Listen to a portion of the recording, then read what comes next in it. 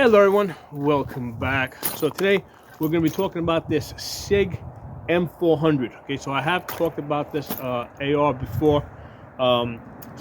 Today what I wanted to do is I wanted to take a close look at the bolt carrier, and I wanted to kind of figure out why it's so smooth. Okay, because I got lots of AR-15s, and for some reason this has the smoothest action when you're running this charging handle. Okay, so what I did is I took out one of my palmettos, and first I swapped the bolts. Okay, I didn't see a difference, so when I put a palmetto bolt in here, there was no difference. I said, you know what, maybe it's the charging handle, because this has a BCM charging handle. Yeah, you guys get a look at it. Okay, so I said, hey, maybe it's the charging handle. So I swapped charging handles. I put this one into my palmetto. I took the palmetto one, the palmetto mil-spec one, put into here. So now this has a palmetto bolt carrier and standard mil-spec charging handle. And it was the same thing. It felt just as smooth, okay? So I said, okay, then the difference must be in the upper receiver. So what I did is I looked at I put the original bolt carrier back in here, right? The Sig one and the charging handle. And I'm examining this, right? Well, first what I did is I took them out and I ran my finger on the inside of the upper receiver to see if there was any difference in the way it felt. It didn't feel any difference, right? So there was no difference. Like I said, hey, maybe it's like, I don't know, got an internal coating or something. Nah, it felt the same. Now, this has not been cleaned recently, so both the palmetto and the Sig M400 had, you know, decent round counts on them. Someplace more than, let's say, more than 100 and less than 500. Okay, since the last time I cleaned them. So what I did is I looked at the ejection port here, and I was looking at where the bolt meets the upper receiver, right? And basically there is a little bit more of a gap. When I looked at the palmetto and most of my and some of my other ARs, it seems that the bolt is a little tighter fitting to the upper receiver. Like with this one, right, from this angle that I see, I can actually see daylight through the magazine well over here at this spot over here. So I can see some daylight going down, and I can see like there's a tiny little bit of a gap over here, a little bit more than my palmetto or some of my, like my radical. So I think I now understand why this has such a smooth feeling action. I think there's more clearance on the inside of the upper receiver. So basically, as you're running this charging handle, there's just less drag. Okay, so I mean, I don't know if that's all benefit. Like, I don't know if there's any drawbacks to that, but it certainly feels really smooth.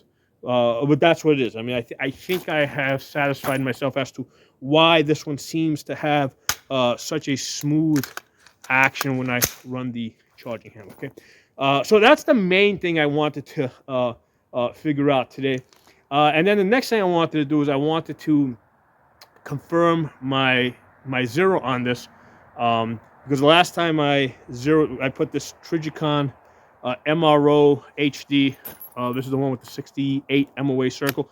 I put this on over the wintertime when it was like, I don't know, like 10 degrees. And now that the weather's gotten a little bit more mild, I said, hey, let's shoot this and see where, you know, how it's impacting. So what I did is I went out to 200 yards, right?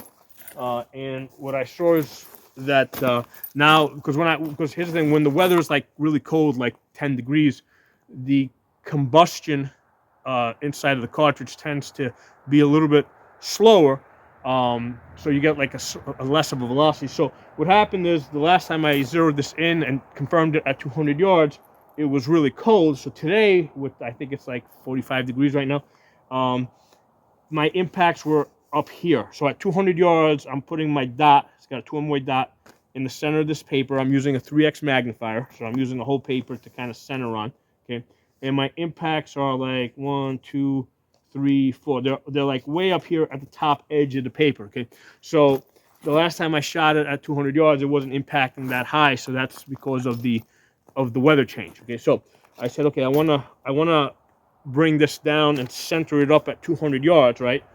So I have a true 50/200 yard zero, and I'm more concerned about the 200 yard zero. I don't care really what happens at 50 yards, whether it's a quarter inch high or quarter inch low at 50 yards. I mean, I don't care. What I took I took 5 shots using Wolf Gold. So this is pretty good budget ammunition that I've hit one MOA groups with many times over the years. Okay, now I bought this 2020 and prior, so this stuff is pretty old. I bought quite a stockpile. So I took 5 shots, and I got 1, 2, 3, 4 over here. Right, the 5th one went out there. Okay, so that's fine with budget ammo. That'll happen. So the 5 shots. The 5 shots are at 200 yards are 4 inches, so that's 2 MOA. And then the 4 out of 5, and I normally look at the best 4 out of 5 because that accounts for, hey, maybe I pulled a shot, maybe the ammunition's, one of the cartridges was a little goofy in the ammo. So the 4 out of 5 is 2 1/4 inches at 200 yards. So that's pretty close to 1 MOA. Okay, so that's 1 MOA, 4 out of 5 shots. Just like a tiny bit above that. Well, 1 MOA, 200 yards with this Wolf Gold, and I'm pretty well centered. I mean, there was a little bit of a wind today, so I mean the wind might have pushed that over to the side. So I mean that's gonna happen. So this is pretty good. I'm pretty happy with this. Now, how does this compare when I'm away on this, I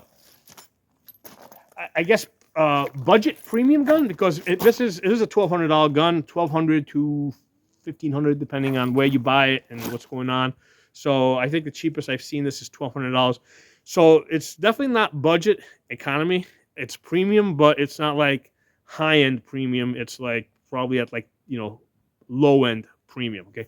$1,200 for an AR, like if you go back to like 2010, I mean that was like that's what I paid for my Colt. Okay, that was like a standard price for AR-15s if you go back to like 2008, to 2010. So nowadays $1,200 for an AR-15 I think is expensive because my Palmetto AR-15s that I pay $500 for, they also get 1 MOA at 200 yards. Okay, yeah. I mean, so anyway, what are we paying for here? Let's talk a little bit about the gun. We know something now about the accuracy. It is capable of getting 1 MOA groups. One of the things I really like about this gun is the color. Okay, absolutely love the color on this. And it has a really nice rail over here. It's a very skinny rail. Which I like. Now this angled grip here, I do not like. It's on there because I'm kind of experimenting with it. I do not like the angled grip. I prefer the 3-slot rails for anchoring too, right? So that's generally what I prefer. So forget about the angled grip here. Don't like that. Okay, but it's a really nice skinny rail. I used to initially when I first got my hands on this, I thought it was proprietary, but it turns out that it's a UTG Pro M-Lock rail. Okay, you see right there. So that's pretty good. If you're building an AR, you may want to sort of getting one of these. They're really nice. I don't know if you can get them separate or not. But yeah, this rail is it's nice and skinny. I like that. It has a really the paint on this has a really nice texture that matches the rest of the paint on here. And normally, I don't talk about this stuff so much because most of my Palmettos and my Radicals, they're all black. I mean, but this one, because it's a premium one, yeah, I mean, it's, I expect something a little bit more. And the two things that it gives me, right, there's really not that much of a difference in the accuracy. The difference is the color, right, and the smoothness, okay, of the way this bolt carrier moves inside the upper receiver. And I kind of figured out why. Like I said, I think the upper receiver has a little bit more clearance in there. So let's talk, let's see, I got an Olight on here, which I've done a couple of videos on this Olight. I think it's like 1,200 looms. I got it over here with this, with the pressure pad. So having worked with, now this is the mini one. This is the Olight Mini. It's a little bit like, basically I did a video comparing it to the Streamlight. I prefer the Streamlight. The Streamlight is a little bit bigger. Even with a half charge battery, the Streamlight 1000 looms seems to be brighter, give more of a throw than this 1200 loom Olight Mini with a full charge, right? Other thing with this is, as far as charging this is a rechargeable battery. You hook up one of those magnet things here, which is a general pain in the ass. I don't like it. I'd rather, you know, it seems like the rechargeable batteries run out of power a lot sooner. So I've come to, like, you know, having worked with this now through the winter, I've come to not like it so much. I just prefer Streamlight with the Streamlight batteries. They're more expensive, but they seem to just like hold their charge better, longer. Even at less power, they still seem to put out more light. Okay. Other thing I got here is I got the Vickers Tactical fast loop sling, which I don't like. Okay. Now, one of the things I don't like about this is that in order to loosen it up, you pull it towards your body. I prefer the one, you know, and then to tighten it up, you go out, right, towards the muzzle end. I don't like that because, for one thing, if you're gonna sling this over your back, if you want to, like, normally, like when I throw this over my back, what I want to do is I want to pull this down, and I prefer the style of fast loop sling where it doesn't stop at this point here. I prefer the style where I can pull this down, and I can pull it all the way down, you know, go as tight as I want to, right? Because with this, there's a limit to how tight I can get this. If I'm running around, this thing's bouncing all over the place. Now, I can make this tighter from this end over here. However, if I make it tighter at this end over here, what that does is, especially in the wintertime, if I had a winter jacket, I was having problems doing left side transitions. I pretty much got to swim out of the sling.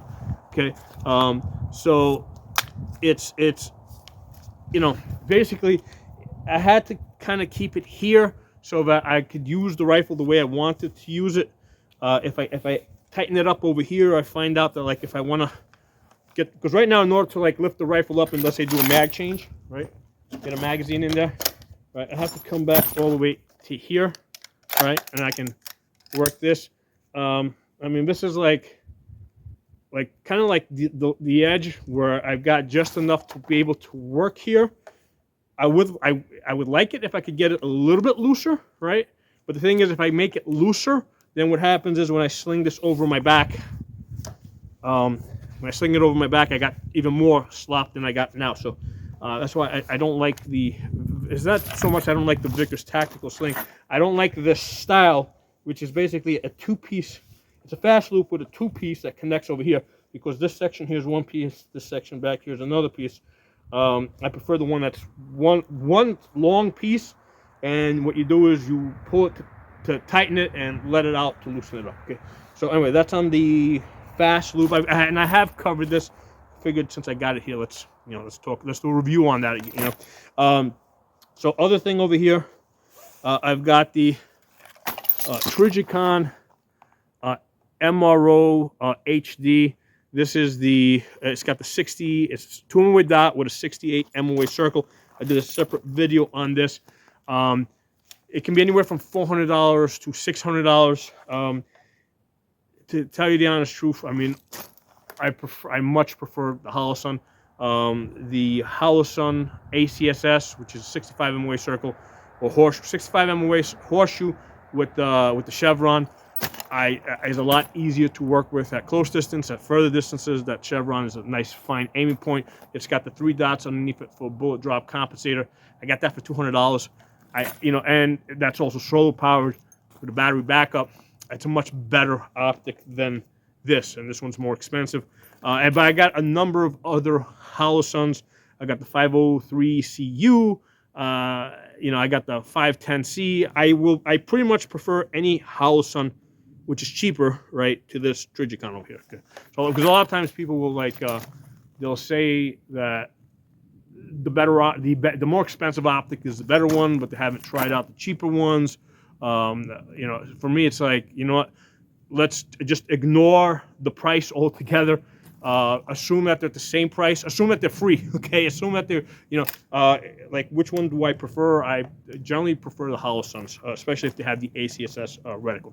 Now with the 3x magnifier here, this is the EOTech G33. I've done separate videos on this where I've talked about the magnifiers. For the most part, I prefer the 6x because it's just more practical for shooting out. Because I've had 6x out to 500 yards for like 2.6 MOA, right? So at distances 500 yards, more magnification does help. So the 6x. So a lot of times people talk about field of view. I mean, the way this works is you keep this off. You're working with this, and then if you get on target, right?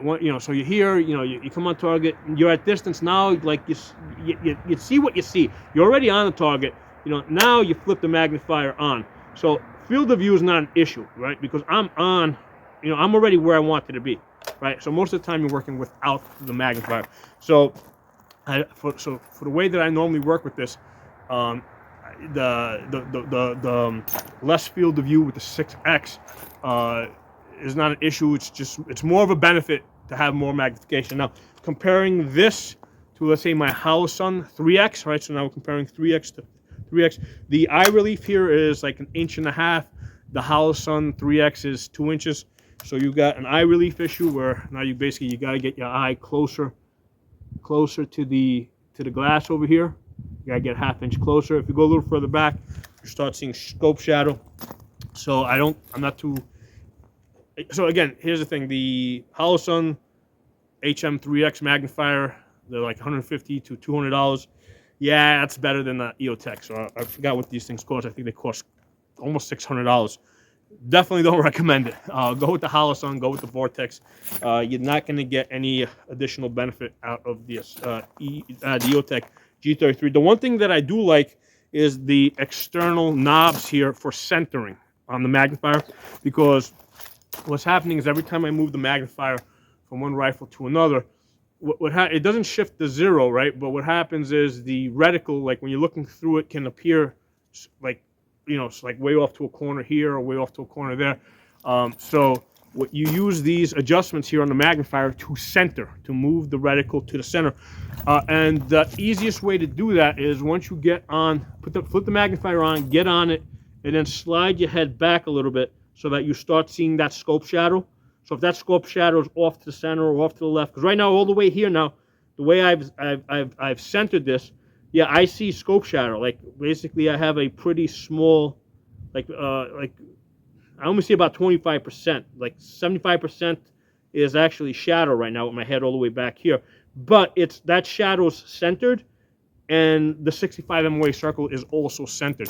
So that's how you adjust this. You slide your head back, and now you adjust your knobs on your magnifier, and you center your scope shadow, and then make sure that your reticle is centered inside of that. Okay.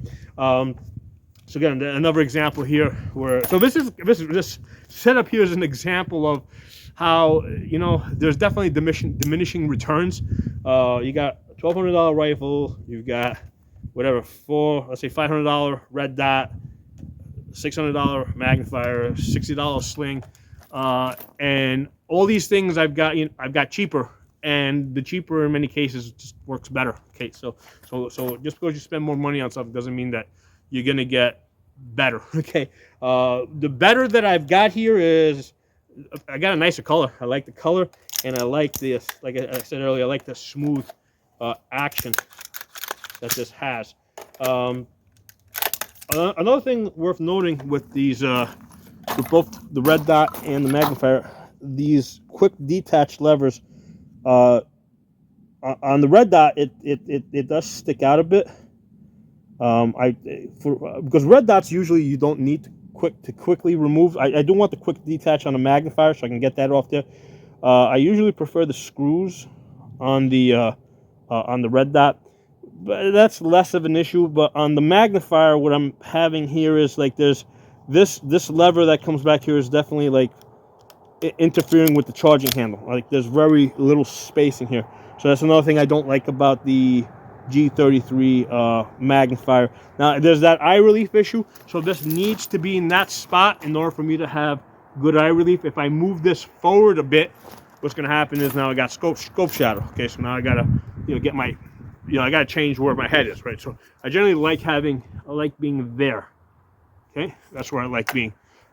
It's not nose to charging handle, but it's where I like to be. Okay, so anyway, that's one of the things to be aware of with this G33 is you can have, because of this this quick detach here, it can be very close to your charging handle here. Okay, so the charging handle is the BCM. I do like that. For the most part, like, because I got lots, like on most of my guns, I just use the mil specs. Especially in the summertime when I'm wearing a t-shirt and I don't want these extended charging handles digging into my skin through the thinner t-shirts. In the wintertime when I'm wearing like a heavy coat, or even right now I'm wearing this heavy sweater, this doesn't stab me so much. So in the wintertime I like the oversized charging handles, especially if I'm wearing gloves. It's easy to grab it and work the charging handle.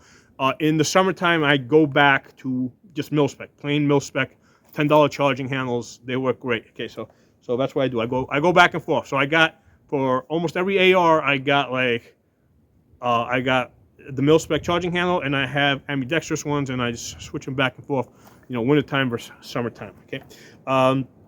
The Lancer magazine. I love these clear ones. Okay, these are worth the money, especially because these are like $10, and you get a 10-pack for like $100. These things are great. Right now I got 20 round one. I got plenty of 30 round. The 20 round, those are nice if you're shooting benched or if you're going prone. You got a little bit more ground clearance. But these clear ones, they match up really nice to the color of the gun. I also like the clear ones because what happens is, over time, these can get dirty. So if you start off with like a smoked one and they start getting dirty, basically it can be a little bit harder to see, especially if you've got like steel case ammunition in here. But with the clear ones, even if you got steel case ammo, and even if the magazine gets dirty, you can still see in there. Okay, so like the Lancers, I'm using this, I think it's Tropican bubble level. Really important for making sure the gun's not canted. If the gun's canted, right? You can see how my fingers are here. If you cant the gun, you can see how you can be like 2 inches off one way or the other at 100 yards. I generally prefer the ones that sit flat. Although for today, because because of the setup, it was just easier to just pull out one that sticks out a little bit here. I don't like the ones that stick out so much because they can snag. I wouldn't leave this here permanently, because it can snag on stuff, or it can get bent. If this gets hit hard, it'll bend. Okay, but for today's shooting, it was fine. It was just convenient to get the one that sticks out a lot. Grip, I prefer the Magpul ones. I'm not too crazy about these 6 Sauer grips that come with this. I prefer just the standard, not standard, but I prefer the Magpul ones. They just feel better in my hand. The stock. No issue with this. This is very similar to the Magpul triangle ones that I have. The bag riders, right, where you can ride the bag up and down on this. So the one that comes with this, that works great. No complaints there. So that's it. Yeah, I wanted to, like I said, the last time I talked about this rifle was in the middle of the winter. It was like 10 degrees. So I said, hey, you know what? Let's since I got the rifle out today, let's talk about it. So do another review on it. The main thing, like I said, I wanted to kind of figure out why it was so smooth. Now I understand, because it seems that there's a little bit more clearance between in the upper receiver. It's not the bolt, because I did a bolt swap. Oh, one of the things I do not like about this is the here, let me close this for a second.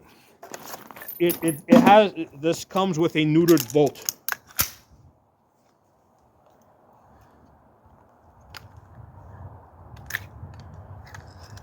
So as you can see here, it comes with a neutered bolt. So it doesn't have a standard bolt that will work with a drop-in auto sear if you have one of those. So even though you may not have one, I just like the idea. I don't like my bolt carriers, not the bolts, the bolt carrier. I don't like neutered bolt carriers. To me, it seems like they're trying to kiss ass to somebody. Okay, I don't know who, but I don't like neutered bolt carriers. But that's what this comes with. You know, I like the standard mil-spec bolt carriers.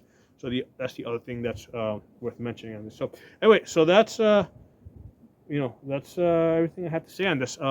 So yeah, I mean the accuracy. Now it does have a mil-spec trigger, right? It has a mil-spec. That's the other thing I wanted to mention. It has a very like just mil-spec trigger, and I think that's the reason why sometimes I go from, because I got 3 different groups here. You know, I've got 3 MOA, I've got 2 MOA, I've got 1 MOA. So this thing is capable of 1 MOA, but because it's like it's just such a mil-spec trigger, right?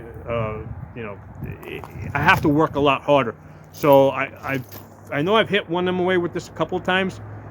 Most of the time, it seems like I'm hitting like 3 MOA and struggling to get to 2 MOA. Okay, so you know, for a $1,200 gun, I would think that they could have gave this like a 2-stage trigger. I mean, they're like, you know, even if it's like a Schmidt trigger or the one that Palmetto has, you know, which are like $60 to $80, which I'm sure that these guys, you know, could either buy from them at a much cheaper price or they could develop it internally.